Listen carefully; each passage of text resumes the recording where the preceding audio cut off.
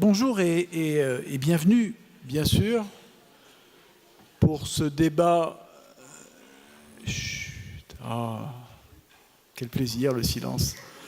Pour ce débat dont le titre fait lui-même déjà débat, la prospérité supporte-t-elle les inégalités?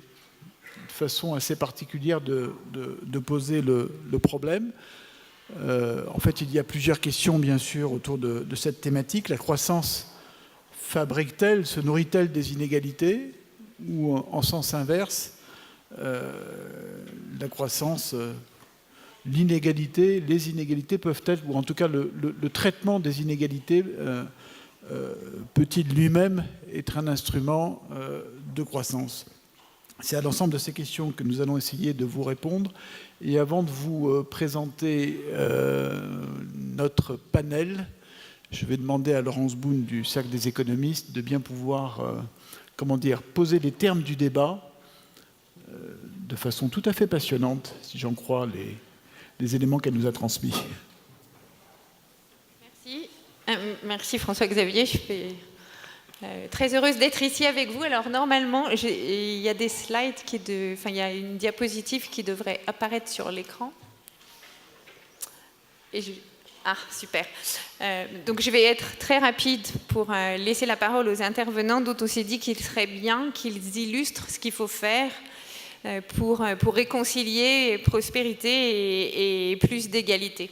La première chose que je voulais mentionner, et on en a parlé un peu dans la session précédente, quelle définition pour la prospérité? Jean-Hervé y faisait allusion au début. La prospérité, si on retrouve les racines étymologiques, c'est en fait en faveur, c'est quelque chose qui est favorable à l'espérance. Et je crois que c'était tout le sens de l'introduction à ces rencontres d'Aix. Et ce que ces cartes montrent, c'est que dans les dernières échéances électorales qu'on a eues depuis 2016, ce sont les gens qui ont perdu l'espérance, qui radicalisent un peu leur discours politique. Et le premier message, c'est que si on n'arrive pas à faire bénéficier à tous de la prospérité, on risque de courir vers des politiques économiques qui seront dommageables pour tous. La deuxième chose, puisque c'est le titre de la session, c'est les inégalités. Et normalement, ça marche, ouais. Et là, ce que ces graphiques essayent de vous montrer, c'est d'illustrer qu'est-ce qu'on appelle inégalité. Et on fait souvent le lien ouverture des échanges et inégalité galopante. Et en fait, il y a plutôt trois éléments. Il y a l'ouverture des échanges, il y a la technologie, et puis il y a l'inégalité qui arrive parce que les hauts revenus augmentent et ont une part grandissante de la richesse créée. Et puis, il y a les inégalités qui augmentent parce que les 40% dont parlait la personne des labs tout à l'heure, eux voient leurs revenus stagner ou pire, décroître. Et quand on regarde la photo précédente, ce qu'on voit, c'est que ce qui crée le sentiment de frustration, le manque d'espérance, donc la perception d'une absence de prospérité, c'est les 40% qui ne bénéficient plus des gains de la croissance. Donc une fois qu'on a posé ce cadre, qu'il faut s'intéresser à ces 40% pour se réconcilier avec, ou pour faire bénéficier de la prospérité, juste 2 minutes sur ce que dit de façon générale la macroéconomie, de façon à ce que nos invités puissent illustrer de façon très précise à la fois dans les pays développés et à la fois dans les pays en développement. Que dit le cadre théorique? La première chose qu'il dit, c'est que les inégalités, ça va de pair avec la croissance. Pour qu'il y ait de l'innovation dont parlait Philippe Aghion, il faut qu'il y ait du rendement du capital, et donc il faut qu'il y ait des gens qui investissent du capital, et forcément ça veut dire des gens qui ont plus de revenus que d'autres. Ce qu'on sait aussi, c'est qu'avec le développement, normalement, ces inégalités devraient se décroître. Elles devraient décroître parce que de plus en plus ont accès à l'éducation, à des métiers qualifiés et à la richesse. Et elles devraient décroître parce qu'on est capable de mieux redistribuer. Mais ce qu'on a vu et ce qu'on voit avec ces cartes, c'est que ça ne suffit pas de créer des richesses et de les redistribuer, puisque ça ne réussit pas à combler la perception du manque de prospérité.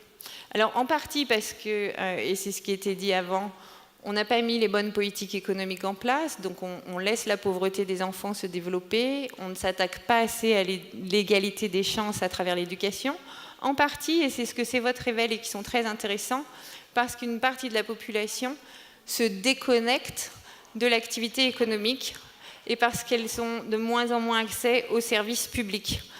Et on voit dans les votes les plus populistes dans toutes ces régions du monde, sont des gens où le bureau de poste a disparu, la gare a fermé, le service de santé est plus lointain.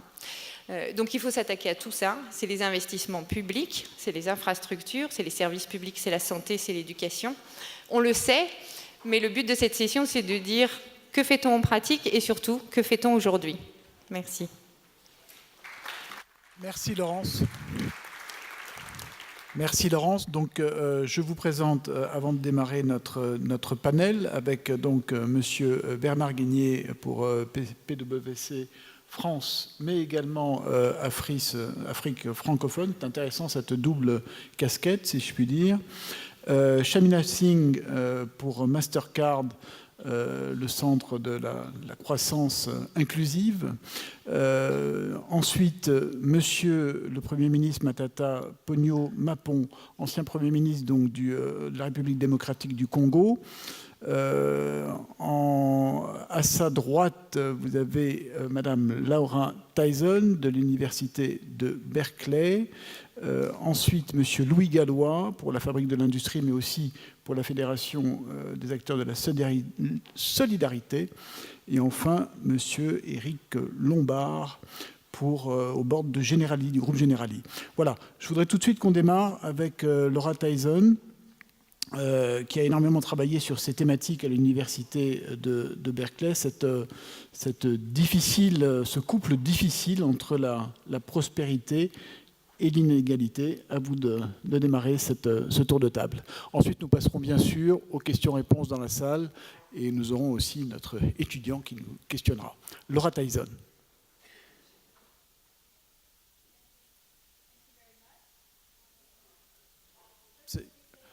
Le micro. Le micro, s'il vous plaît. Okay, thank you very much. First, let me say that it's a great pleasure to be back. I've had the honor to participate in these wonderful conferences many times. I want to thank the organizers. It's always great events, a very special place, a very special set of students who are wonderful, and a very special set of topics. And today's topic is, I can't think of a more timely one. The second thing I want to say is that this panel has very different sets of knowledge and expertise. I will be talking primarily about income inequality and policies in the developed countries. I want to underscore what my friend and colleague David Miliband said on the first session, which is while we're talking about possible trade-offs between growth and inequality in developed countries, we need to recognize that there have been many countries around the world over the past 50 years that have had dramatic success at bringing hundreds of millions of people out of poverty and growing very, very fast. I think of China, I think of a number of Asian economies, for example. I think when we talk about the issues of how is growth related to inequality, we need to be very aware of the fact that there is no simple relationship, that it varies across country, it varies across level of development, it varies across time periods, it varies across how you measure income. And then finally, I'll say, if we're thinking about inequality, maybe that is slightly the wrong perspective. Maybe the right perspective is, how does growth link to the reduction of poverty, or how does it link to either rising middle-class living standards, or stagnant middle-class living standards, or declining middle-class living standards? Much of the debate in the West in recent years has focused on the very large gains of the top 1%, but maybe the real issue should be focusing on stagnation in the middle and the very difficult problems of people living in poverty at the bottom. So I want to start with that as an introduction. Now, clearly within the OECD, we have had 30 years or more of growth with increasing inequality to different extents in the individual countries, but nonetheless, you'd have to summarize the developed world as one in which, with growth, has come rising inequality. And you'd probably say right now, after about 30 years of this, we have essentially the highest level of inequality, certainly if we measure it by the share of the top 10% that we've had. So we're at an all-time high in terms of that particular measure. Now, the question to policy is to first understand why. What are the basic common factors that are operating on the developed countries that are leading to this rise in inequality? The focus in much of politics and much of, I would say, non-economic circles, because economists don't agree, is on globalization. It's on competition from emerging markets. It's on labor market arbitrage, capital moving to lower cost places of labor to operate, and that has been a primary cause of the stagnation of the middle and the poverty, the continuation of poverty at the bottom. The evidence doesn't really support that. The evidence doesn't support that. I'll just take the US as an obvious example. If you look at the erosion of middle-class jobs in the United States or the persistence of high levels of poverty in the United States, you would be hard-pressed to find globalization is the cause.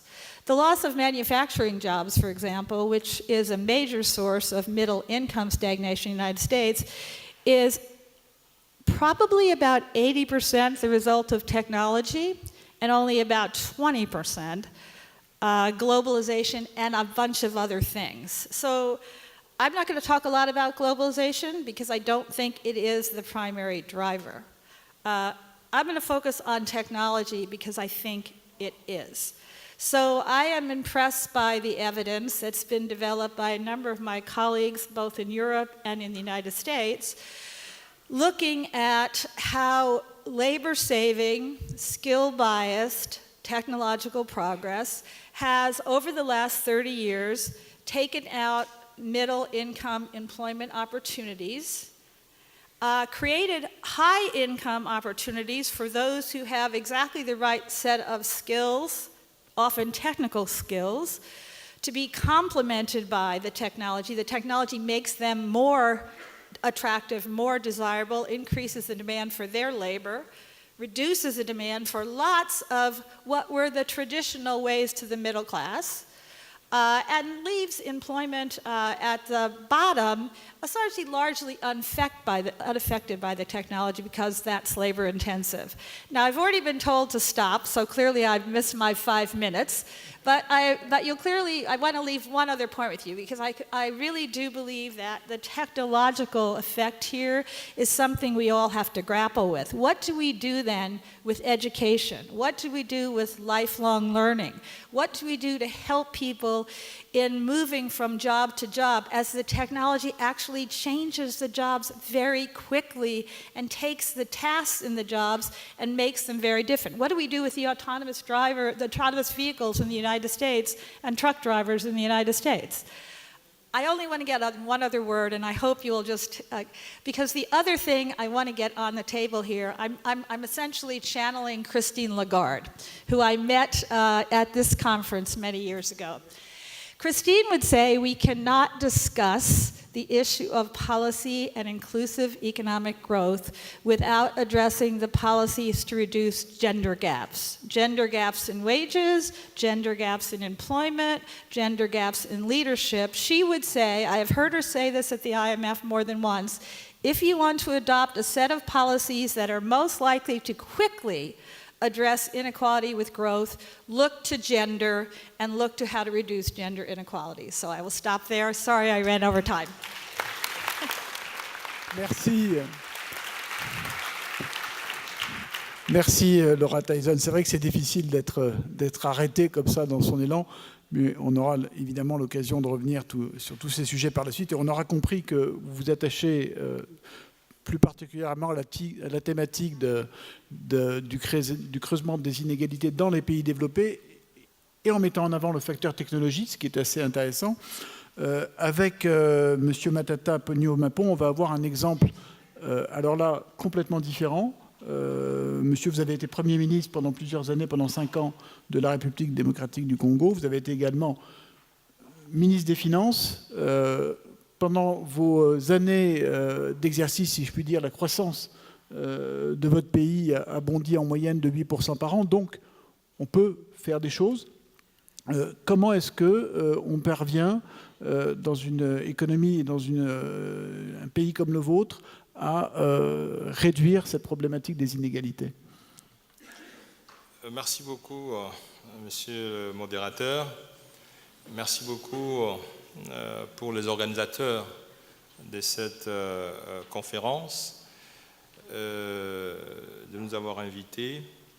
L'essentiel de mon intervention devra être consacré à la méthode qu'on utilise pour justement favoriser la prospérité à travers une croissance économique, mais aussi réduire les inégalités ou la réduction de la pauvreté. 2 mots essentiels. D'abord, la gouvernance et ensuite le leadership. La gouvernance est essentielle pour à la fois favoriser la prospérité et réduire la pauvreté par ricochet, les inégalités. Une bonne gouvernance permet une meilleure utilisation des ressources publiques. Les ressources publiques, ce sont celles-là qui permettent effectivement de financer les activités qui sont à mesure de réduire la pauvreté. Et dans l'action publique, il y a à la fois les dépenses et les recettes. Une meilleure gouvernance consiste notamment à rationaliser les dépenses. Et dans les cas d'espèce, on doit canaliser les dépenses vers les secteurs réducteurs de la pauvreté. On a cité l'éducation, la santé, l'agriculture, l'énergie et les routes de desserte agricole lorsqu'il s'agit notamment des pays en voie de développement. L'éducation est un secteur porteur de la croissance et est un secteur qui réduit les inégalités et la pauvreté. La santé, mêmement, l'éducation et la santé constituent 2 piliers importants. Et lorsque nous étions aux affaires en tant que ministre des Finances et puis Premier ministre, nous avons favorisé la canalisation des ressources vers notamment ces secteurs porteurs de la croissance et réducteurs de la pauvreté. Les ressources du budget affectées à l'éducation, par exemple, sont passées de 4% des ressources du budget à 16% du budget de l'État, faisant de l'éducation le secteur le plus financé du budget de l'État. Ceci est très important parce que si vous voulez réduire les inégalités, il faut que la population connaisse davantage. Il y a aussi certaines réformes pour réduire la pauvreté, mais aussi pour réduire la corruption et la fraude. La fraude et la corruption sont 2 moyens qui puisent les ressources publiques en faveur des plus riches, en faveur de ceux qui sont le plus haut situés. Mais pour faire de la gouvernance dans un pays pauvre où les degrés de pauvreté est élevé, où le niveau de protection des plus riches est élevé, où la justice n'est pas suffisante, il faut un leadership fort.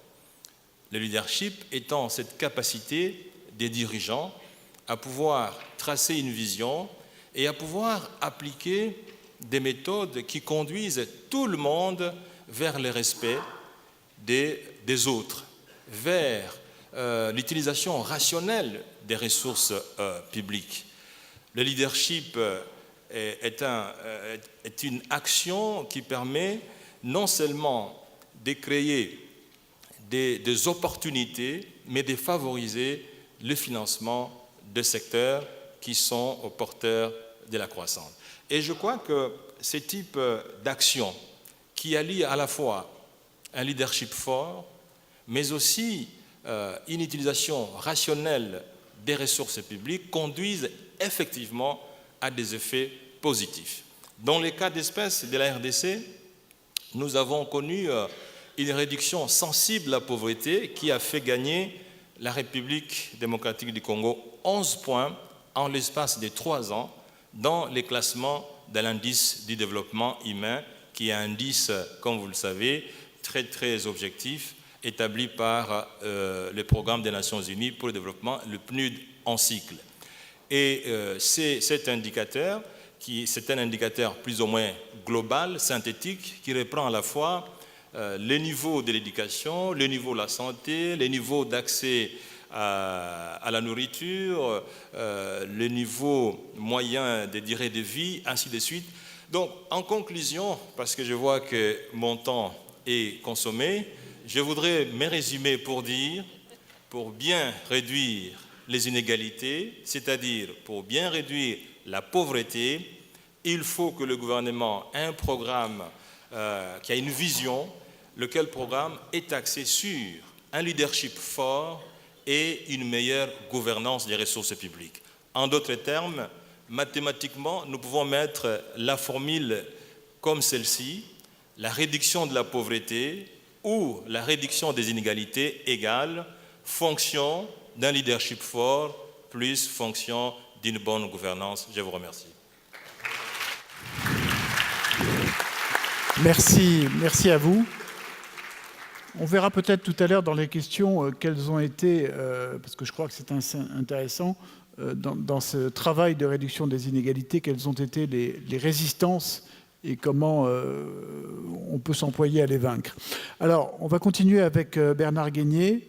Là, c'est intéressant parce que vous avez d'une certaine façon une double casquette, puisque vous dirigez les activités de PwC pour la France et pour l'Afrique francophone, avec donc là des registres, si je puis dire, complètement différents entre les pays développés et les pays en développement, une approche également complètement différente. Donc très concrètement, Bernard Guénier, à vous de jouer. Bien, bonjour. Je suis chaque année très heureux d'être là pour une raison assez simple, c'est que je suis un ancien étudiant de la fac de droit et cet amphiportalis, je l'ai connu il y a longtemps.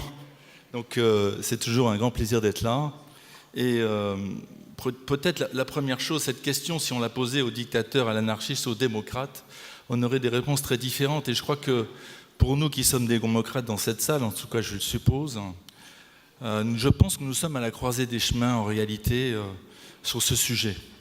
Il y a une certaine urgence en fait à répondre à cette question et à répondre autrement à cette question par rapport aux 70 années qui nous ont précédés après la Deuxième Guerre mondiale. Et en tant que chef d'entreprise et conseil de ces entreprises, chez PwC, nous réfléchissons finalement au sens de cette histoire. Et finalement, si les entreprises se sont développées, elles ont eu à arbitrer massivement sur leurs ressources à cause de 3 facteurs. La mondialisation, bien sûr, la financiarisation et les évolutions de la technologie. Ce qui a conduit à ce que les flux, les lieux de production, même pour les services, évoluent largement depuis 70 ans. Et petit à petit, une évolution de l'économie s'est fait jour, on la connaît, je ne vais pas revenir là-dessus. Mais petit à petit aussi, et on le voit aujourd'hui donc, et c'est le sujet de ces rencontres, le sentiment des individus et des communautés perçoivent cette spirale négative dans leur quotidien. Et finalement, le mesure de la croissance à travers des moyennes cache profondément des disparités qui deviennent des dénis de réalité. Et donc par rapport à ça, PwC réfléchit à ces sujets. D'ailleurs aujourd'hui au G20, nous avons une contribution sur ce sujet et nous avons proposé un certain nombre de réponses pour réconcilier ce que doit être le rôle de l'économie demain et des acteurs économiques. Donc je vais répondre en tant que chef d'entreprise, mais quelques pistes cependant sur ces grands sujets. Je crois que la croissance économique ne suffit plus à garantir le progrès social et surtout la performance financière ne peut plus être, et je suis un homme du chiffre, la seule mesure du succès, donc c'est bien un paradoxe. Cette mesure du succès doit être à une maille beaucoup plus fine et beaucoup moins large qu'elle n'était antérieurement. Donc la proximité et le local est absolument essentiel. Les politiques publiques, c'est un troisième point, sont absolument essentielles dans la mesure où elles doivent prendre en compte des objectifs sociétaux beaucoup plus larges et les imposer. L'investissement massif dans l'éducation est aussi finalement clé. Et là, tous les acteurs doivent participer. Ce n'est pas simplement l'éducation nationale, l'entreprise a un rôle à y jouer. Et enfin, la technologie, on voit bien qu'elle joue un rôle massif, qu'elle est insensible à l'humain aujourd'hui en tout cas, et qu'elle doit être maîtrisée, et il est de notre responsabilité de la mettre au service de l'homme. Alors ayant dit tout ça, et pour rebondir ce qui a été dit sur l'Afrique francophone d'abord, pour les pays développés, on peut envisager les mesures que j'ai indiquées ou les orientations que j'ai indiquées. Pour l'Afrique, je ne peux qu'être d'accord avec ce qui a été dit. La problématique en Afrique, c'est une problématique d'abord de gouvernance, et donc, compte tenu de l'environnement dans lequel ces pays évoluent, le leadership est clé. Et croyez-moi, quand vous vous baladez en Afrique, vous avez un sentiment quand même de malaise par rapport à tout ça. Donc ils ont, en tant que leaders, une grande responsabilité.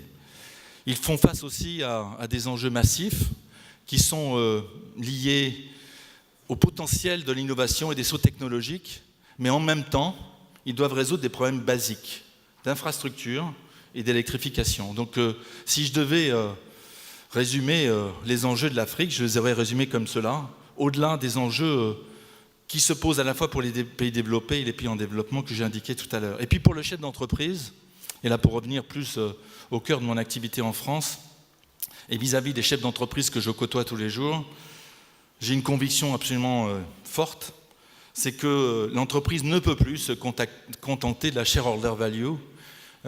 C'est, je crois, du passé. Et donc, l'entreprise a une grande responsabilité que j'essaye de porter tous les jours, qui est de m'assurer que PwC et les entreprises que nous conseillons prennent en compte l'engagement de l'entreprise dans le bien social, dans ses actions au cœur de la cité, dans l'espace public. Chez PwC, nous avons une fondation. Chez PwC, nous essayons, à travers de la compétence que nous accordons aux associations, de créer du lien, de résoudre des problèmes d'inégalité tous les jours. Et c'est absolument essentiel. C'est ce que nous demandent nos équipes.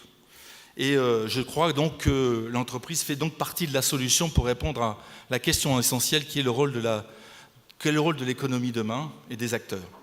Donc l'entreprise a un rôle à jouer, et je vais terminer là-dessus, avec, il me semble, deux grandes familles d'entreprises aujourd'hui, celles qui ont compris ce que je viens de dire, qui abordent l'avenir avec confiance, mais qui peut-être ont encore à aller plus loin, et puis celles qui n'ont peut-être pas compris et qui croient que ça va passer, et qu'elles ont à simplement couper les coûts, réduire la voilure, se mettre à l'abri dans le premier port sur leur route. Je crois que ces chefs d'entreprise vont faire face à un orage. Ce ne sera pas simplement un orage, mais beaucoup plus. Nous sommes à un moment historique, me semble-t-il, pour nos démocraties. Et donc, ces chefs d'entreprise ont une grande responsabilité. Et il s'agit d'agir et faire prendre corps cette ambition. Donc, savoir forger une vision et une raison d'être. Et je crois qu'en faisant cela, ces entreprises contribueront à résoudre une partie de la question et être partie de la solution. Voilà, merci beaucoup. Merci. Et merci d'avoir posé la problématique de la responsabilité des entreprises dans ces sujets.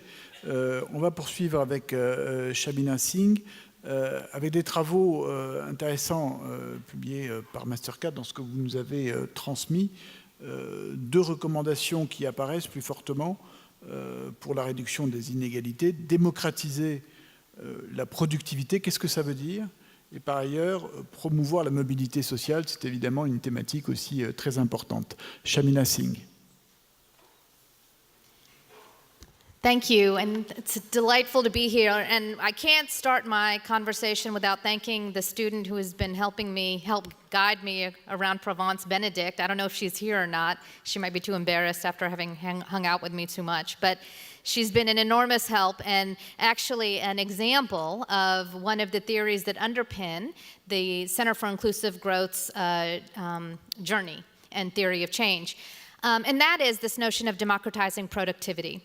So what I just did here by taking off my translation headphones and putting them on the desk is another example. I've cut myself off from understanding what everybody else is saying. And by the way, the translators are doing a great job, but you all sound the same. You all are men in my ears. So, but what I've effectively done is reduce my productivity. It's reduced my ability to engage with the audience and to engage with the other speakers. So there's a deficiency there. That's the essential theory of change behind what we're doing at the MasterCard Center for Inclusive Growth, is this recognition that there are networks that drive the modern economy. These networks can be education networks, they can be health networks, they can be financial networks, which is obviously the area that a company like MasterCard would play. But the notion is that there are networks. And if you're not connected up into these networks, you're cut off, you're trapped in your own particular ecosystem. So the idea behind the center, at least what we're doing, is recognizing that unless we work with other private sector organizations, but the truth is this is a job for public and private, they have to do this together because the problems are too big to solve in and of themselves. So the idea behind it is, can you connect public and private resources in such a way that reduces the barriers to the networks, the modern networks that are driving the economy? Can you increase productivity by reducing exclusion? I'll give you another example. These are interesting. I mean, Benedict just showing me around because I have no idea where I am. But think about if you are a student who is in this university and has access to the amazing professors, the amazing knowledge, the amazing outputs that are coming here, but maybe does not have access to PwC or to MasterCard, right? Where multinational corporations who employ thousands of people generate billions of dollars of income and profit to a whole host of countries, employees, societies, individuals, et cetera, through foundations and the like.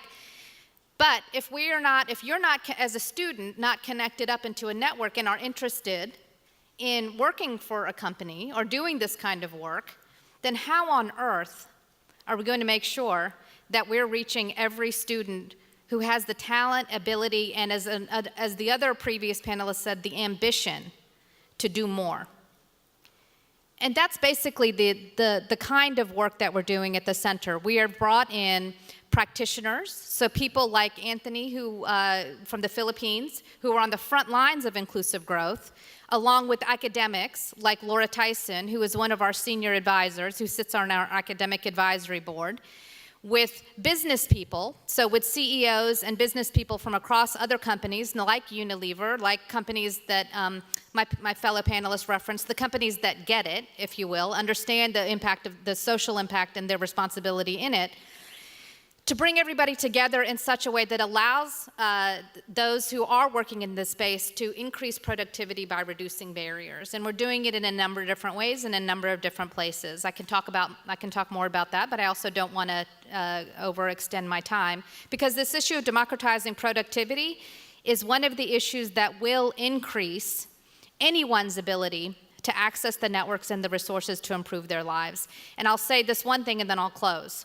I'm a living example of this idea. My mother was born in India, in the farms of Punjab.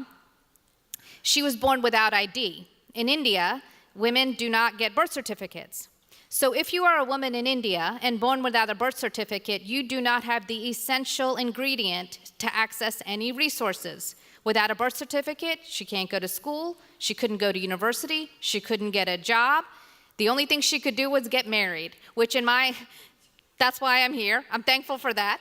But my parents together came to the United States. They moved to a different network to get better opportunity. And luckily, my country, the United States at the time, was open to receiving them. So lucky for me, but I'm a living example of somebody who has benefited from a history of people, ambitious people, taking the opportunity, using the networks to advance. The last thing I'll say is that social mobility is part and parcel of this entire relationship. So you have public-private partnership, democratizing productivity, social mobility. It's especially concrete and especially worrisome here in Europe, where many of the youth, skilled youth, do not have jobs. That is a bad thing for any country, and especially a region that is looking at idle youth.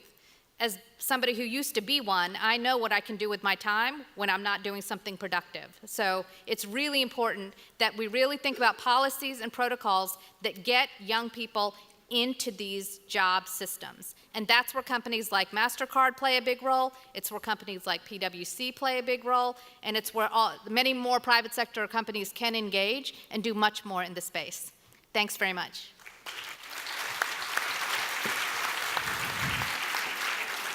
Merci Shamina Singh. On revient maintenant du côté de l'entreprise directement avec Eric Lombard, Generali. Et vous allez d'une certaine façon nous dire quel est le rôle de l'entreprise socialement responsable comme facteur clé de réduction des inégalités. Pour vous, c'est un axe évidemment très important. Eric Lombard. Bonjour à tous. La question qui nous est posée est très simple. Est-ce que la prospérité supporte les inégalités? Non. La réponse, elle sera démocratique et on le voit sous nos yeux. Le jour où tous ceux qui se sentent exclus iront voter, nous n'aurons plus de système économique et politique nous permettant de fonctionner librement, pour le dire de façon très rapide. Et donc, il y a urgence. La solution, elle est très simple. Il faut changer la finance et il faut changer le fonctionnement des entreprises. Et quand je dis que c'est très simple, en fait, tout ça est possible. Changer la finance, c'est quoi? Aujourd'hui, on a une activité financière qui, contrairement à ce qu'on peut penser, est de plus en plus, qui prend de plus en plus en compte les sujets éthiques et les sujets de responsabilité sociétale. Il y a une quinzaine d'années, je dirigeais BNP Paribas Cardiff et on avait décidé, en plus des critères de rentabilité, de donner des notations de responsabilité sociétale à nos investissements. Et on avait un double objectif, avoir une rentabilité convenable et améliorer la note de RSE qui était à l'époque notée par Vigeo. Ce type de pratique se développe. D'abord, les clients le demandent de plus en plus. Il y a un développement des fonds éthiques. Et puis, ce matin, je ne savais pas bien comment commencer cette table ronde et je tombe dans le Financial Times. La presse est toujours une source précieuse d'informations de qualité. Toutes les presses, naturellement. Swiss Re, un géant de la finance européenne, et Swiss Re, qui sont des collègues extrêmement honorables et pas réputés pour une entreprise qui s'intéresse tous les jours aux inégalités, ils ont décidé de prendre en compte les données éthiques dans leurs investissements. Et je peux vous dire que si tous les investisseurs prennent en compte les données de responsabilité sociétale dans leurs investissements, on aura beaucoup moins d'émetteurs de carbone, on aura beaucoup moins d'entreprises qui se comportent contre l'intérêt général et contre l'intérêt des salariés. Et donc, ce qu'il faut de plus en plus, c'est que les investisseurs prennent cela en compte et que donc les clients qui poussent tout cela le prennent en compte et ne choisissent que des investisseurs, des compagnies d'assurance, des gestionnaires d'actifs qui prennent cela en compte. Alors, une fois qu'on a dit ça, est-ce que l'entreprise qui elle-même respecte des critères de responsabilité sociétale est quand même une entreprise qui est suffisamment rentable pour pouvoir se développer? Parce que ne soyons pas naïfs, on sait très bien qu'une entreprise qui n'est pas rentable n'a pas d'avenir. Et si, à force de s'occuper de l'environnement et du bien-être des salariés, l'entreprise meurt, on n'a rien gagné. Et on a conduit une expérience extrêmement simple chez Generali, enfin qui est plus qu'une expérience. On a eu une initiative vis-à-vis de nos clients qu'on appelle Generali Performance Global, qui est une notation en termes de responsabilité sociétale. Puisque ce qu'on constate, c'est qu'on peut accompagner les entreprises à être plus respectueuses de l'environnement, plus respectueuses de leurs salariés et plus respectueuses de leur vision de long terme. Et pourquoi est-ce qu'on a fait ça? Parce qu'on s'est rendu compte que ces entreprises-là, du point de vue d'un assureur, étaient moins risquées. Il y avait moins d'accidents du travail, il y avait moins de dégâts à l'environnement, toutes choses qui coûtent cher à l'assureur. Donc du point de vue de l'intérêt de l'assureur, et vous allez me dire que vous vous en fichez, vous avez d'ailleurs bien raison, c'est positif. En revanche, ce qui est très intéressant, c'est qu'après, on a aussi regardé les performances économiques de ces entreprises, qui investissent beaucoup dans la responsabilité sociétale, dans le respect de l'environnement, dans le dialogue social, etc., etc. Eh bien, la plupart de ces entreprises ont des performances économiques qui sont meilleures que celles que leurs concurrents. Donc, il y a une démonstration pratique extrêmement simple à faire, c'est que les entreprises qui ont un comportement éthique sont aussi des entreprises efficaces et que les investisseurs qui intègrent l'éthique dans leurs critères d'investissement sont des investisseurs qui réussissent et qui donnent un bon rendement à leurs clients. Donc, la solution de tout cela, elle est très simple. Il faut absolument militer et faire en sorte qu'on passe de ce qui était quelque part ce qu'on appelait l'économie sociale de marché, qui naturellement doit être quelque chose qui existe, mais à une économie éthique de marché et d'introduire la responsabilité sociétale dans tous les comportements et dans toutes les mesures. Et je rends peut-être même quelques secondes qui permettra d'augmenter un peu le débat. Merci à tous.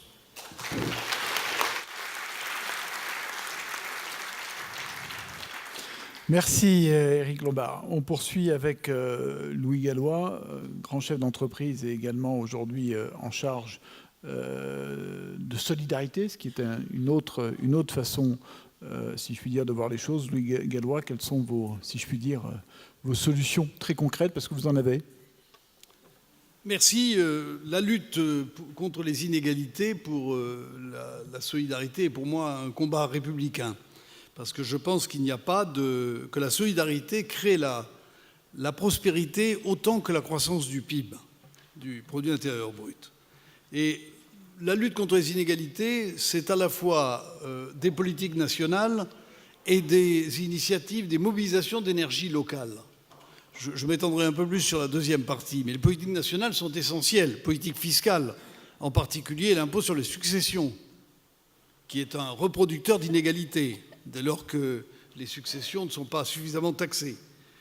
L'éducation, formation, bien sûr. La lutte organisée contre la pauvreté.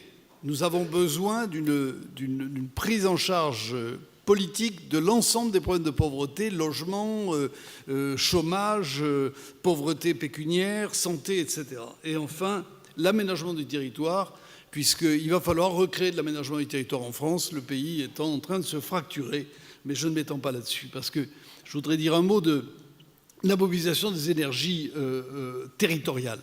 Je suis président du fonds d'expérimentation zéro chômeur, créé par une loi en 2016. Quel est notre objectif? Nous sommes en train, sur 10 territoires, déjà retenus, et les affaires sont engagées, d'éradiquer le chômage de longue durée. Notre objectif, c'est 0 chômeur de longue durée volontaire sur ces territoires. À partir de 3 convictions. La première, c'est que tout le monde est employable, dès lors qu'on trouve des emplois qui sont adaptés aux capacités et aux souhaits des personnes. La deuxième chose, c'est qu'il y a une masse considérable de travaux utiles qui se situent aux interstices de notre société, qui ne sont pas concurrents des travaux marchands et qui renforcent le bien-être des populations. Et la troisième conviction, c'est qu'il y a de l'argent. Parce qu'un chômeur de longue durée coûte en France, tout compris, entre 15 et 20 000 euros par an, c'est-à-dire le SMIC chargé. Donc il y a de l'argent si on est capable de mobiliser cet argent. Donc sur ces territoires, il faut la création d'abord d'un consensus extrêmement fort. Il y a un comité local qui est créé, qui réunit les élus, les instances politiques, les services de l'État qui sont en situation de partenariat et non plus de contrôle ou de prescription, les entreprises et leurs organisations, chambres de métiers, chambres d'industrie, et bien sûr les associations présentes sur le territoire. Il est essentiel de créer un consensus extrêmement fort sur cette initiative. Et ce comité local crée une entreprise à but d'emploi. C'est-à-dire une entreprise dont le produit est l'emploi. Ça peut être sur des sujets d'une extrême diversité, depuis la garde des enfants après l'école, l'économie circulaire, le tourisme, l'exploitation des ressources touristiques des petites villes pour lesquelles personne ne peut payer les gens, les ressources inexploitées. En Lorraine, par exemple, les vergers de Mirabel qui ne sont plus exploités. La récupération de la laine des moutons pour faire des matelas en laine, alors qu'on ne fait plus de matelas en laine en France et qu'il y a une demande de matelas en laine. Ça peut être aussi l'assistance à des artisans qui ne peuvent pas se payer quelqu'un qui prenne les rendez-vous au téléphone. Et nous sommes en train actuellement, donc cette expérimentation est menée. Nous avons, depuis le début de l'année, embauché à peu près 250 personnes. On va passer à 400 en septembre, 700 à la fin de l'année, 2000 à la fin de 2018. C'est une petite expérimentation, évidemment. Mais nous la menons sur des territoires d'une extrême diversité, ruraux. Ça peut être des communautés de communes complètement rurales. Ça peut être des quartiers de petites villes, un quartier politique de la ville de Thiers, ça peut être aussi des grandes villes, un quartier de Villeurbanne, une partie du 13e arrondissement, 2 territoires dans la métropole lilloise. Et nous allons tirer les enseignements de cette expérimentation. Nous sommes d'ailleurs déjà en train de réunir les territoires volontaires pour une 2e phase. Et nous avons déjà plus de 60 territoires qui sont prêts à se lancer dans cette opération. C'est un travail considérable, absolument passionnant. Je ne sais pas si nous réussirons, mais en tout cas, je peux vous dire, ça vaut le coup d'être tenté. Merci.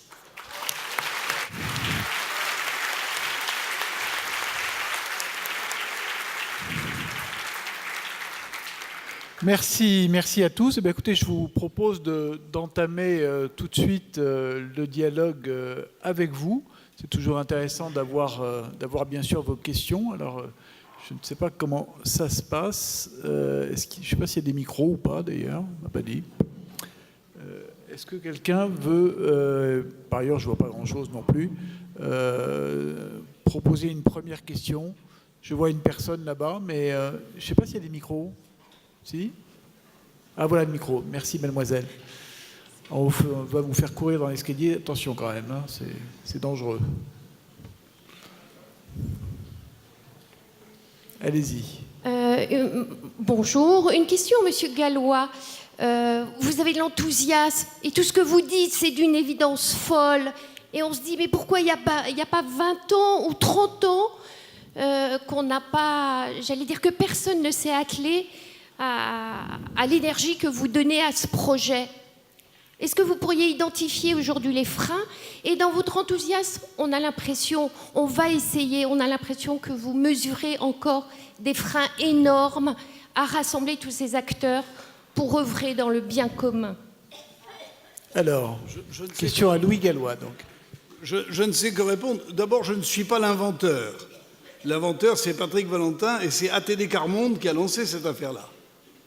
Et c'est devenu une loi votée à l'unanimité par le Parlement, Assemblée nationale et Sénat. C'est actuellement financé par l'État, mais il faut que le relais soit pris par tous ceux qui bénéficient des économies réalisées par le fait qu'on met les gens à l'emploi. Par exemple, le RSA, les départements doivent nous verser le RSA. L'UNEDIC fait des économies, il doit nous verser l'argent, etc. Pourquoi on ne l'a pas fait jusqu'à maintenant? Parce que je pense que personne n'avait inventé le logiciel. Maintenant, il y a le logiciel, on le met en œuvre. C'est très compliqué. C'est très compliqué. Je ne suis pas sûr que nous réussirons à 100%. Mais je peux vous dire qu'on apprend énormément de choses sur la manière de mobiliser les énergies territoriales, sur la manière de découvrir qu'il y a des masses gigantesques de travaux utiles. Et utiles, qu'est-ce que c'est un travail utile? C'est un travail qui est utile pour la personne qui l'accomplit et pour son environnement. S'il est jugé utile par l'environnement, il est utile. Nous avons un problème de non-concurrence. Il ne faut pas non plus que ces emplois soient concurrents d'emplois qui existent, parce que sinon c'est le sapeur camembert, on creuse un trou pour en combler un autre. Donc c'est une opération difficile, délicate, mais vous avez vu que ça m'intéresse. Bernard Guénier voulait également répondre. Oui, le micro va y aller. Allez-y. Allô, allô. Oui. Peut-être un... Je sais pas. Le micro. Vous m'entendez là? Oui, Guénier, voilà. Oui. Oui, peut-être un élément de réponse à votre question. Moi, il me semble, puisque nous travaillons dans les territoires, et que ce soit d'ailleurs en Afrique ou en France, et particulièrement en France, le grand enjeu pour répondre à votre question, et pourquoi on ne l'a pas fait avant, et j'ai bien peur que ce soit compliqué à cause de ça, c'est qu'encore faut-il que les acteurs eux-mêmes aient le même objectif. Et souvent vous vous heurtez, que ce soit en matière, dans les sujets que M. Gallois essaie de résoudre, ou en matière de développement économique dans les territoires, des acteurs économiques ou publics qui ont des vues différentes de leur action. Donc la question du sens et donc du bien social est posée. Si vous répondez à cette question de façon concrète, vous arrivez à des solutions. Et c'est ça l'un des enjeux principaux. Nous avons des organisations et des institutions qui ne sont pas toutes alignées par rapport à ça. Et c'est ça qui fait la difficulté de l'action. Alors, autre question, ici devant, ou allez-y ici, monsieur. Présentez-vous, si vous le voulez bien, quand vous posez vos questions. Bonjour, Loïc Moutot, Mars, Royal Canin. En réponse à la question, ce qui m'étonne, c'est que vous ne donnez pas un cadre du niveau d'inégalité. C'est-à-dire est-ce qu'il y a toujours eu de l'inégalité dans l'histoire de l'humanité? Est-ce que la question n'est pas plutôt combien d'inégalités la prospérité peut quelque part accepter pour que l'ensemble d'une société se sente plutôt bien et ait le sentiment d'avancer? Question très intéressante, d'ailleurs, qui est ouverte un peu à tous. Peut-être qui veut répondre? Allez-y, monsieur le Premier ministre. Et puis peut-être après, Laura Tyson aussi. Allez-y, monsieur le Premier ministre, d'abord. Oui, merci beaucoup. Je pense que la problématique du niveau exact de l'inégalité est un faux problème. Parce que la meilleure solution aurait été que le niveau de l'inégalité soit égal à 0. C'est ça l'objectif de toute politique économique. Garantir les meilleures conditions de vie à l'ensemble de la population. Mais ça, je pense que c'est une équation difficile. Même à l'époque où les États-Unis d'Amérique, vers les années 2000, ont réalisé le plein emploi, mais il y a toujours un taux de chômage qu'on considère comme un taux de chômage incompressible qui avoisine les 4% à l'époque du président Bill Clinton, où certaines personnes qualifiées pouvaient travailler jusqu'à 3 ou 4 fois dans les 24 heures. Je pense que l'objectif de toute politique économique doit être celui de réduire au plus bas que possible les niveaux d'inégalité ou le niveau de pauvreté. Parce qu'il y a toujours des gens qui n'ont pas le minimum possible sous forme de formation, sous forme de connaissances pour pouvoir accomplir une activité quelconque rémunérée. Et c'est là, comme nous l'avons dit tout à l'heure, le fondement d'une meilleure gouvernance, d'une meilleure justice et d'une meilleure visibilité dans le leadership, dans le sens que lorsque vous créez des revenus, lorsque vous créez des richesses, lorsqu'il y a la prospérité, celle-ci est davantage partagée, y compris par ceux qui ne peuvent pas effectivement accéder à l'emploi, à une activité quelconque, compte tenu de leur situation, soit de sous-éducation, soit des maladies, ou soit d'incapacité quelconque. Merci. Alors, on va prolonger la réponse avec Madame Tyson. Allez-y, I would allez-y. answer that by focusing on the fact that societies differ over time about what is an acceptable level of inequality, and probably people in this room differ on that. So it might be quite impossible to come up with a national or even a local standard. I think one of the things I'm impressed by is the extent to which people are dissatisfied by inequality. When you actually go further down into the discussion, what it frequently is expectations of advancement for themselves and their family. It's not that what's happening at the very top, it's what they don't feel is happening to their life prospects in terms of will their children be better off than they are. One of the dramatic differences between the Trump voters in rural areas and the average voter in the United States. The average voter in the United States still thinks their children may be better off. A much higher percentage of the Trump voters in rural areas thought their children would be worse off. So I think that I would focus on expectations and prospects for advancement, addressing the problems of people who live in poverty. And on the advancement issue, I think we need to think about, when we think about inequality, think about social mobility. Because the reason that income inequality, to my mind, is pernicious is because it is associated with large degrees of social immobility and the kind of networks that Samina has talked about. You get in based on your income class and the association with your educational institutions, you get into networks to advance you, and there are large parts of the population who don't have those advancement networks, and therefore their frustration at income inequality is actually frustration about prospects for mobility. If they work hard, and they do everything in their lives for themselves and their children, but no prospects of advancement, possibly prospects of stagnation or deterioration, you can see how that angers people. So I would rather focus the question that way. And by the way, just while I have you, because I really was very impressed by this local initiative going on in Europe. And I just want to say, because the US is so much depicted in the news right now at the national level, most Americans still believe in their local governments and still believe in their state governments. And there are amazing things going on at the local level and in the progressive states at the state level to further address the kinds of challenges we're talking about here today. The state of California just did a major tax reform to help the people at the bottom. It's called Earned Income Tax Credit. It doesn't matter. It's essentially a wage subsidy, an income subsidy for very low income families. So there's a lot that can be done at the level of the local and in the US and the state. And I just want to applaud that. I think it's great. Très bien. Merci. D'autres questions? Enfin, il y en a forcément d'ailleurs. Alors peut-être on va peut-être changer un peu de côté, là, parce que comme je vois bien de ce côté, donc j'ai tendance à passer la parole de ce côté. Mais il y a peut-être des gens qui veulent poser des questions de l'autre côté, non? Bon. Alors, oui. Bonjour. Qui a le micro? C'est moi. C'est moi, oui. C'est pas derrière. Ah, ok. Bonjour, je suis à côté Freud, je viens de Clermont-Ferrand.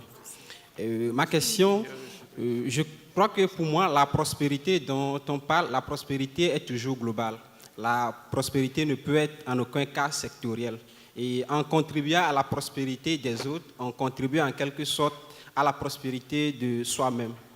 Et j'aimerais savoir, pour les investisseurs privés, je ne veux pas parler de dirigeants des politiques, bien sûr qu'ils le font, même si on peut quelques-uns peuvent dénoncer la manière dont ça se fait, les aides et autres. Mais pour les investisseurs privés, est-ce qu'il y a une part de responsabilité à vouloir aider les autres pour leur prospérité, sachant bien qu'en les aidant, ils contribuent aussi à leur propre prospérité?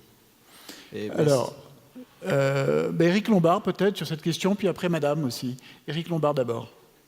C'est une question intéressante. Si on regarde les choses d'un point de vue tout à fait global, le coût de ce qu'on appelle les externalités négatives, tous les effets négatifs de ces inégalités, et Louis Gallois parlait du coût d'un chômeur longue durée. C'est quand même absolument aberrant qu'un chômeur longue durée coûte aussi cher que quelqu'un qui travaille. Pour ce même prix, naturellement, il pourrait travailler, ce serait utile pour tout le monde. Et ce coût-là, il pèse sur l'ensemble de la société, et c'est financé au travers de l'impôt et des charges sociales, payées par les entreprises et par les individus.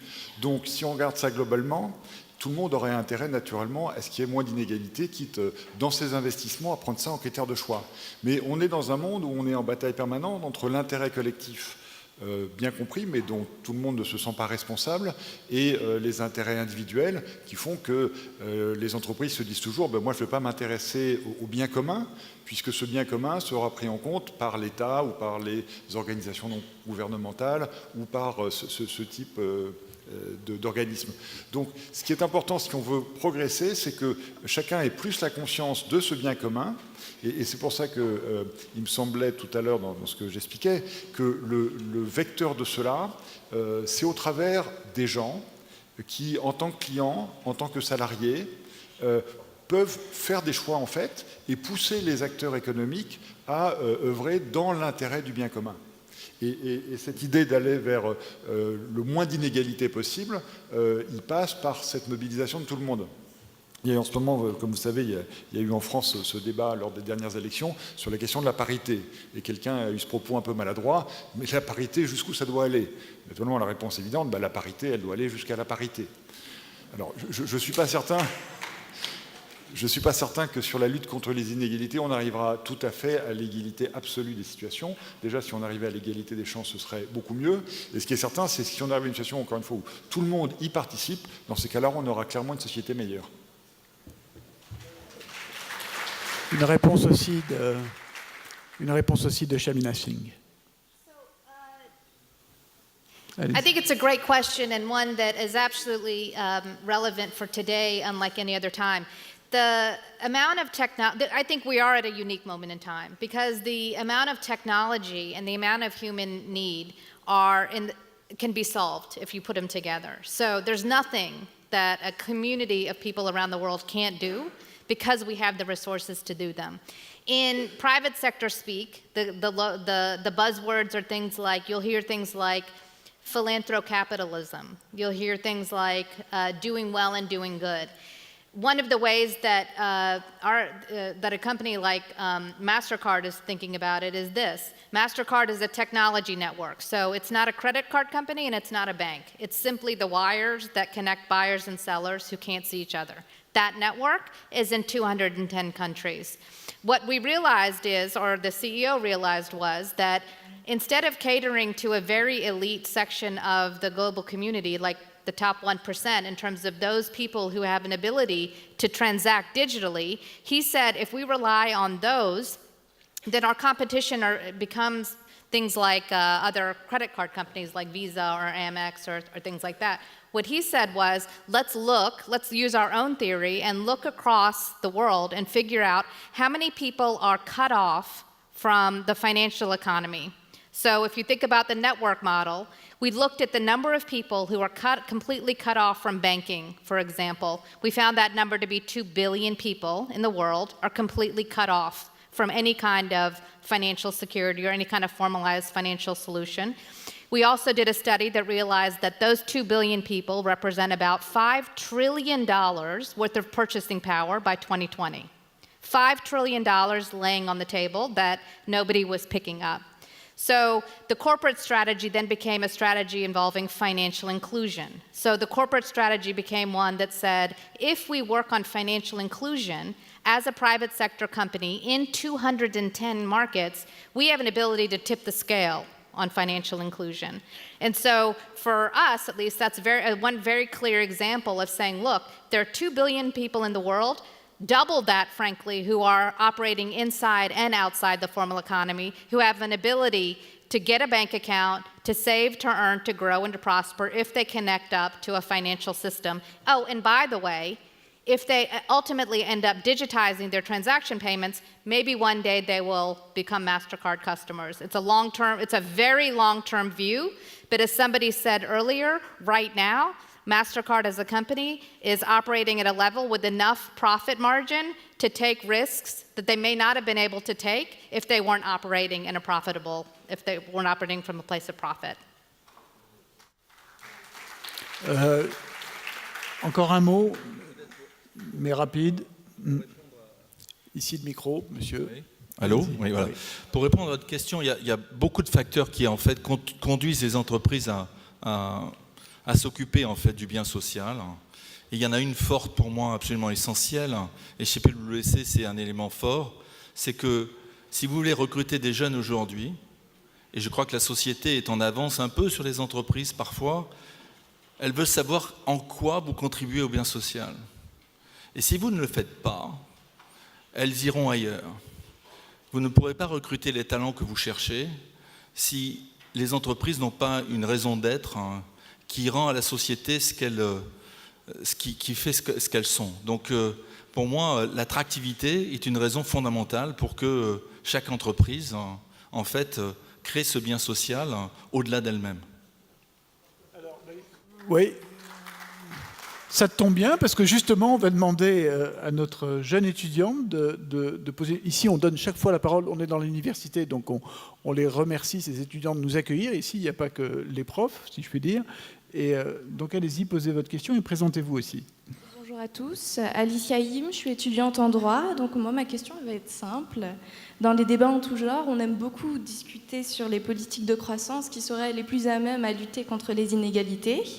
Toutefois, les conséquences directes de ces hypothétiques politiques publiques nous apparaissent souvent lointaines, voire abstraites. J'aimerais me positionner dans le concret en vous posant la question suivante. Comment pouvons-nous agir à notre petite échelle pour lutter contre les inégalités? Autrement dit, comment pouvons-nous agir, vous et moi, pour réduire, au moins dans un contexte proche, les inégalités? Avez-vous quelques pistes de réflexion à nous fournir? Merci. Alors, Louis Gallois, tiens. On va demander... Je vais faire une réponse marketing. Non, une vraie réponse. Entrer dans les associations. Les associations. Vous savez, moi j'ai découvert, je n'étais pas dans le mouvement associatif, hein, j'y suis rentré il y a 4 ans, et je vois la force de ce mouvement. Il faut savoir qu'il n'y aurait... Ce que serait la France sans les associations serait inimaginable. Nous gérons tous les centres d'hébergement. Tous les centres d'hébergement, il faut le savoir.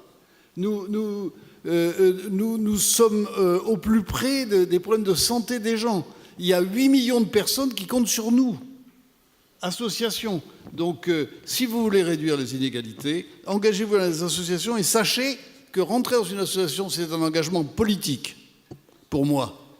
C'est un engagement politique. Ça veut dire que vous avez une vision de la société qui est une vision d'une société solidaire.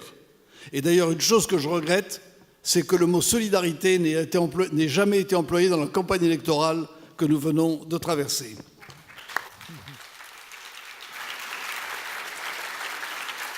Moi, je voudrais prolonger la question avec monsieur le Premier ministre. Comment est-ce que vous avez, fait partager aux jeunes ce que vous avez fait? Comment, je suppose qu'il y a aussi d'énormes clivages, qu'il y avait dans votre pays d'énormes clivages d'âge et d'inégalité aussi vis-à-vis de la jeunesse. Concrètement, pour répondre à cette jeune fille, comment vous faites, comment vous avez fait? Effectivement, je crois que la question qui a été posée est tout à fait pertinente parce que la jeunesse, c'est bien l'avenir de demain. Et que lorsqu'une politique qui vise à améliorer les conditions de vie de la population ne vise pas les classes moyennes ou les classes les plus défavorisées ou encore mieux la jeunesse, ceci a un impact tout à fait négatif, non seulement à court terme, mais aussi à long terme. Ce que nous avons fait à notre niveau, c'était d'abord de privilégier les ONG qui s'occupent de la gestion des questions sociales. Vous avez par exemple des ONG qui s'occupent des enfants qui sont orphelins et qui ont perdu l'un des parents et qui n'ont pas accès à l'éducation. Et l'éducation étant considérée comme le fer de lance de toute économie, nous avons favorisé le financement des ONG qui ont pour mission de prendre en compte l'éducation des plus défavorisés. Il y a aussi les ONG qui s'occupent de la santé des personnes qui n'ont pas la possibilité d'accéder aux soins primaires. Et là aussi, nous avons financé ce type d'associations. Mais il y a aussi, au-delà des activités caritatives, les jeunes qui ont pour ambition de lancer des activités, notamment dans le secteur agricole. L'agriculture est un secteur porteur de croissance et la plupart des jeunes, ceux qui ont étudié et ceux qui n'ont pas étudié, ont la possibilité de pouvoir se lancer dans une activité agricole. L'Afrique est un continent qui dispose énormément de potentialités agricoles qui ne sont pas exploitées. La RDC possède près de 80 millions d'hectares de terres arables, mais qui ne sont exploitées qu'en concurrence des 10%. Là aussi, nous avons essayé de financer ce type d'initiatives qu'on peut considérer comme porteuses de croissance, mais aussi des réductions de la pauvreté et des réductions des inégalités. Merci. Merci beaucoup. Alors, Laura Tyson, vous vouliez... non, pas spécialement. Three things you can do as students, I think. Number one, when you graduate or even now, think about running for local office. I mean, I think that a lot of these policies and a lot of the actions are going to benefit the local level, and I think that we should have more engagement with young people in a world of public service, but using local elections, local office. Second of all, entrepreneurial activity. We have some wonderful, at the University of California, Berkeley, and you probably have some here, entrepreneurship programs which really focus on developing solutions. They're social entrepreneurship, social venture entrepreneurship, where you're actually trying to take what you learn in the entrepreneurship class or the accounting class, the marketing class, and actually get together with a group of students to try to solve a problem. These competitions lead to funding, and they've led to some successful companies developing, nonprofit usually, to address social challenges. So you can get engaged that way.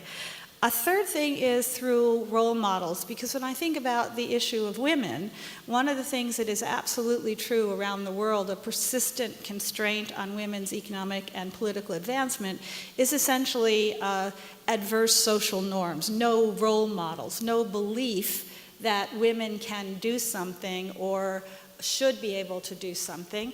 And I think young women and young men can actually, in the classroom, in how they organize their social life around the university, can really take a stand on creating leadership opportunities and role models and taking away the social norms that constrain women. And finally, I would just say that it's clear to me that one can, as a student and as an adult and throughout adult life, I think we all have to think about ways that we can be directly involved in working with NGOs, because truthfully, the most interesting solutions to social challenges now are coming from a combination of government, NGOs, and business communities working together. So if you're in a business, you can work on it from that angle, but if you work with an NGO, you can work on it from that angle. So I think there are numerous opportunities. And finally, be an investor. You know, as you graduate and start to make small investments, think about investing in impact investing. Think about ESG investing, investing in companies based on their profit and passion for purpose. There are lots of investment opportunities out there to do that.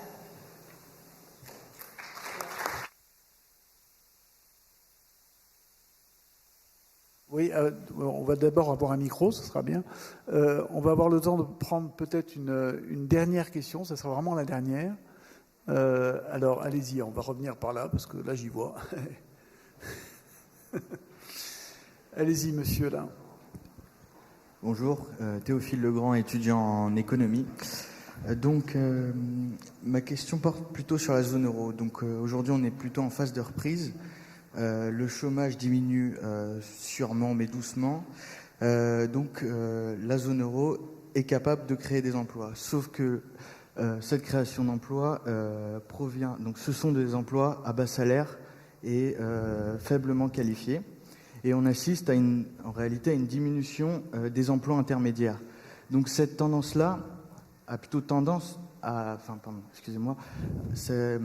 Allez-y. Cet événement a plutôt tendance à augmenter les inégalités.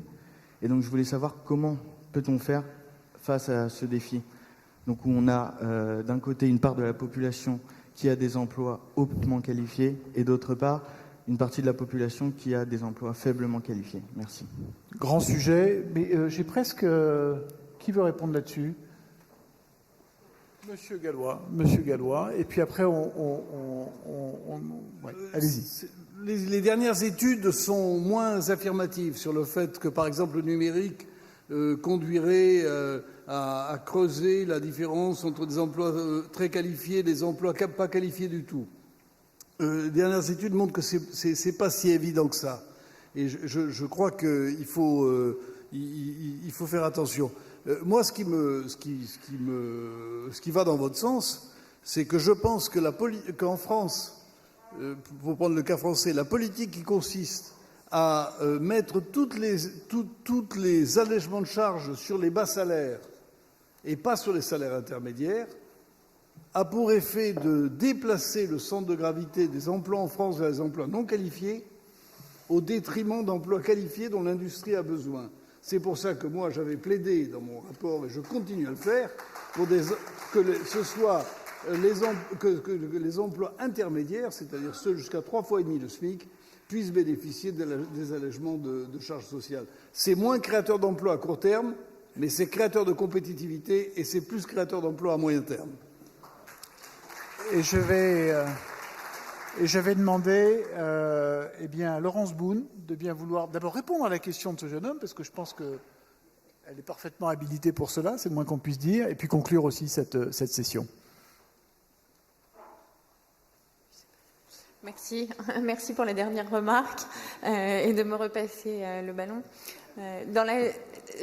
Juste 2 compléments à ce que vient de dire Louis Gallois. La première chose, c'est en zone euro, on s'en rend peut-être pas compte, et c'était une des remarques qui a été faite précédente, mais on a quand même une situation qui est une des meilleures du monde.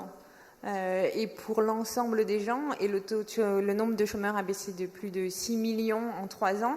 Et il faut qu'on se le répète, parce que le sentiment de prospérité vient aussi de cette incapacité qu'on a à absorber les bonnes nouvelles. La deuxième chose, c'est, j'ai envie de dire, éducation, dès l'âge le plus jeune. Et ça, la politique familiale en France, qui consiste à ouvrir les portes de l'éducation dès 2 ans et demi, 3 ans, on devrait la répandre partout, parce que c'est au jeune âge que tout commence. C'est la même chose pour les programmes du collège et du lycée. On voit bien qu'un des freins à la mobilité sociale en Europe, c'est les gens qui accèdent à l'éducation supérieure. 80% d'entre eux ont des parents qui ont eu accès à l'éducation supérieure. Il y a un manque d'information colossal. Et ça, l'Europe, l'État, puisqu'on a beaucoup parlé des secteurs privés, a un rôle à jouer. Et la troisième chose, la troisième éducation, c'est ce à quoi Laura Tyson faisait allusion tout à l'heure, qui est le lifelong learning, ou le apprendre tout au long de la vie. Il y a des gens qui se déqualifient. Vous avez parlé d'ADT Quart-Monde, et il y a par exemple l'école 42 qui fait des programmes pour les chômeurs de longue durée. Il y a des gens dont le métier se perd à cause des progrès technologiques, et il faut qu'on ait cette habitude d'apprendre tout le temps. Et pour ça, l'Europe peut sans doute faire des choses, et c'est intéressant d'avoir une question sur la zone euro aujourd'hui. Voilà, j'ai fini la question, je passe à la conclusion. Moi, je voulais juste souligner 4 choses qui m'avaient paru vraiment marquantes et un peu différentes dans ces débats. La première, et qui était une réponse à une question, il n'y a pas de niveau optimal d'inégalité. D'ailleurs, en économie, on est assez... il y a rarement des niveaux optimaux. On essaye de s'approcher d'un équilibre, mais il y a quand même rarement des niveaux optimaux. Mais ce qui est ressorti d'ici, je trouve, c'est qu'on a un problème quand l'ascenseur social se casse et qu'il n'y a plus d'espoir de faire mieux pour ses enfants que pour soi. La deuxième chose, c'est les réseaux. Et à la fois, Madame Messing et M. Mambo étaient très complémentaires, puisque l'accès au réseau, et ça permet aussi la diffusion de l'éducation, mais ça accroît la productivité, ça raccroche les gens, et c'est ce qu'on disait au début, quand on est déconnecté des services publics ou de l'activité économique, le ressentiment augmente. Et pour cet accès au réseau, il faut de l'électricité. Et ça, je trouve que parfois on oublie ces choses concrètes. Donc c'est le deuxième point, c'est l'accès au réseau. Le troisième, c'est les bonnes incitations. Et là, tous les économistes au cours de cette table se contentent, parce qu'on parle d'incitation pour faire des bonnes choses, et notamment les incitations dans les investissements responsables ou dans les fonds d'impact. Et c'est aussi une réponse à la question qui était posée par l'étudiante. Et enfin, le dernier point que je trouve particulièrement satisfaisant après la période politique qu'on vient de traverser, et en économie on passe souvent assez rapidement de l'économie à la politique, c'est l'engagement. L'engagement des leaders, comme on en avait un ici, qui nous avait raconté, qui n'a pas eu le temps de faire en plus de détails, mais à quel point il a dû se battre contre toute une classe sociale et ne pas dévier pendant toutes les années où il était au pouvoir. C'est l'engagement politique aussi au niveau local ou dans des élections, et pourquoi pas au niveau syndical. Et puis c'est l'engagement politique dans des associations, comme on en a parlé. Et enfin, bien que nous sommes une table proche de la parité, je trouve que le rôle modèle, c'est quelque chose d'important. Merci Laura. Si. Et juste un petit mot avant de conclure. Je voudrais qu'on fasse une ovation toute particulière à la jeune femme qui brandit le panneau stop, parce que je pense que ça va être la plus détestée de la journée, alors qu'elle a un rôle vraiment très efficace. Merci à vous.